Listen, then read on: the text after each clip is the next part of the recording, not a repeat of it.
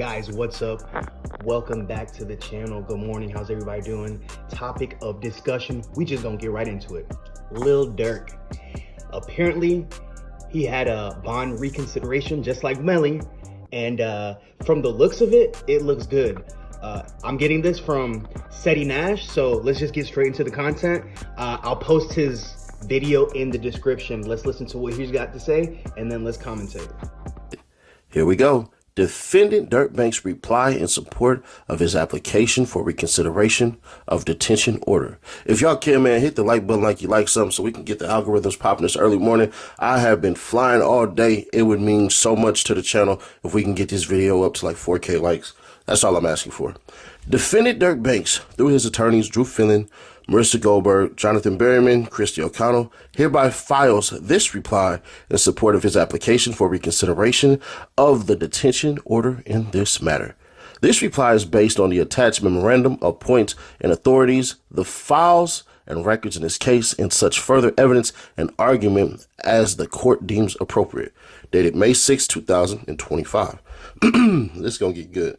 Memorandum of Points and Authorities. Introduction. On December 12, 2024, this court held a detention hearing and ultimately ordered that Mr. Banks be detained based on two factors, danger and flight risk, 18 U.S.C. 3142G. On the issue of danger, the court relied primarily on facts presented in the first superseding indictment, docket number 124 at 44. The issue of flight risk, this court admitted, was a closer call, meaning that's what sealed the deal was this right here. As the court is aware, the probation department assessed that Mr. Banks was not a flight risk, but did recommend detention based on dangerousness. Since that hearing, the landscape has shifted. On May 1st, 2025, the government filed a second superseding indictment, which removed two major allegations from the first superseding indictment. First, it removed the allegation that Mr. Banks' song lyrics somehow glorified the murder of SR. And second, it removed the allegation that Mr. Banks directed others to pay or be paid a bounty for the murder. Think about that. You know what? We'll get into it later on.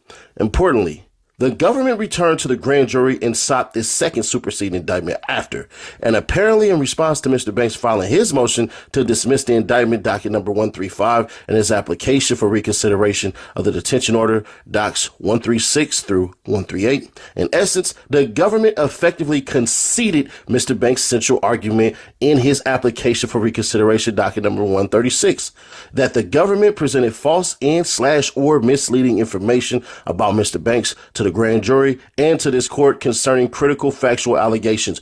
Bruh, if y'all understand what's going on, they dropped the murder for hire part. Remember, where Vlad at? Yeah, remember what you said, Vlad? I've been the only person on YouTube saying that Lil Durk is innocent, man. I know what's going on, but you know what? We'll get into it.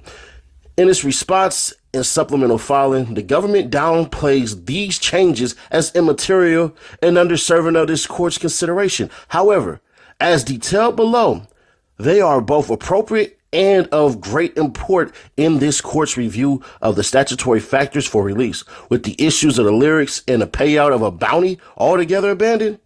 What remains of the indictment is a weak patchwork of unsupported and nonspecific allegations against Mr. Banks. This watered-down new indictment, coupled with a robust bond package proposed here, tips the balance in favor of Mr. Banks' release pending trial.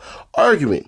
The weight of evidence has changed since the initial detention order. This is big. 18 U.S.C. 3142 G2 requires that the court look at the weight of the evidence against a person to determine whether there are conditions of release that will reasonably assure the appearance of the person as required and the safety of any other person in the community. With the new indictment in mind, the alleged weight of the evidence against Mr. Banks is significantly weaker. First, the second superseding indictment removed paragraph 6 of the introductory allegations, and the first superseding indictment, which relied on lyrics from a song that alleged that Mr. Banks was somehow celebrating or commercially glorifying the death of SR.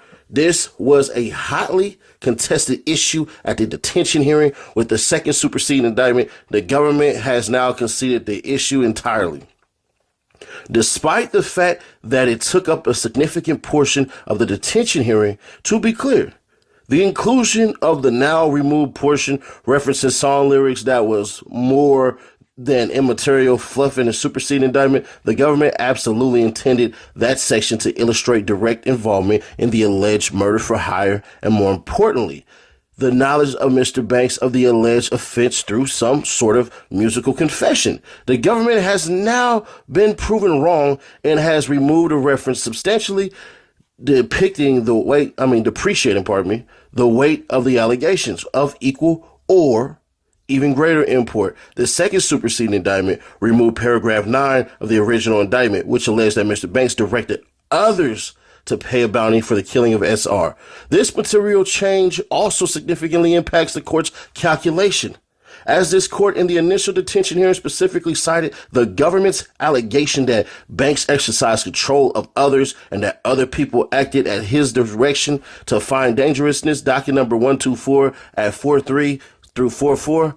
Although the allegations are not that the defendant personally pulled the trigger, the allegations are that the defendant exercised a significant amount of control over other individuals and that those individuals were acting at his direction. Now, with the payment of the bounty allegation withdrawn from the indictment, the foundation for this court's conclusions has been materially undercut. Outside the allegations in the new indictment, the government can only point to ambiguous and insubstantial pieces of evidence, i.e. one singular text subject to a variety of interpretations allegedly to have been sent by Mr. Banks. No other specific or direct evidence has been provided to date, including any evidence showing Mr. Banks' alleged control of others. The government continually refers to in the previous indictments, in their arguments before this court. The bulk of the government's contentions include its own profit generalizations that seemingly come from an informant whose veracity and credibility has never been subject to challenge, to support the false notion that Mr. Banks is or ever has been a danger. While it is true that the second superseding indictment also added an additional charge of stalking, the addition is immaterial to the question of detention, as the allegation already existed in the first superseding indictment. See docket number 27 at 3. No new allegations are contained in the stalking charge of the second superseding indictment. Reasonable conditions exist to secure the safety of the community and to assuage any concern regarding risk of flight. Mr. Banks has filed a robust bond package which outlines a variety of conditions to secure the safety of the community and ensure that Mr. Banks complies with all conditions imposed by this court. One of the conditions that Mr. Banks proposed was the use of a 24/7 licensed security company. This court expressed concern that the presence of a security company providing security for the defendant is not going to address the significant concerns with regard to the safety of the community here, because the security company would be acting at the direction and under the guidance of the defendant. Docket number 124 at 44. The government argued that the security would be present for the physical protection of Mr. Banks, docket 124 at 40. To clarify, the purpose of the security company detailed in the bond package would be to enforce the terms and conditions of the bond set by this court. Specifically, if there is an order regarding curfew or home confinement, the security company would serve as a prophylactic measure to ensure Mr. Banks' compliance with those conditions. Put another way, the security company would be beholden to this court, not Mr. Banks, though he would be the one footing the bill. Both Mr. Banks and the security company are well aware of this agreement and will provide a specific plan regarding the line of communication to the court and or pretrial services if the court allows release. With this check in place, Mr. Banks posed no danger to the community or of fleeing the jurisdiction, as noncompliance would trigger the immediate alert of the court. Conclusion. Wherefore, based on the change of circumstances created by the second superseding indictment, as well as a significant bond package that includes stringent conditions that will properly rebut the presumption that he is a danger or a flight risk, Mr. Banks respectfully requests this court release him. So I know that's a lot. That's a lot to take in, but let's just go through it real quick. Lil Durk's lawyers are cooking. Drew Finland, he's here, an Atlanta-based attorney. I wish I had the money to afford him if I ever needed him. Hopefully I never need him. Thank God. That being said, he's cooking. Basically what he's saying is that the feds are lying, essentially. The evidence that they have on Durk is fabricated. It's a fib. It's a lie. It's fugazi, and he's coming for everything.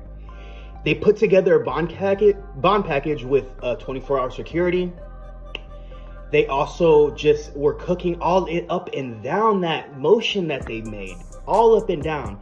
Basically, that they're saying is that they're lying again, and that they need to go ahead and let him get a bond, because if not, they're gonna go to trial and more than likely win. See, what it looks like the feds are trying to do is they see this and they're trying to get Durk to plea out.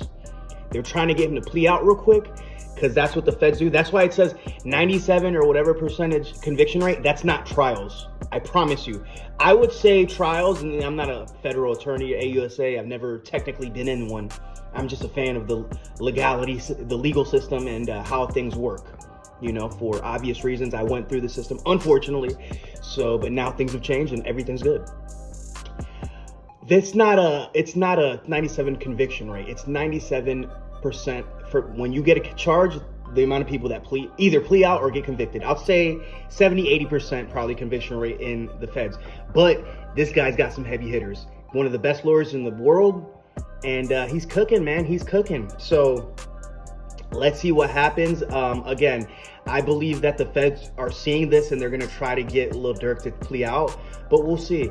What do you guys think? Like, comment, subscribe if you're rocking with the channel. If you're rocking with anything, go ahead and hit that like. You already know, sub to the channel. Just started 75 subs as of right now, 2 weeks in. We're going up, guys. We're going up.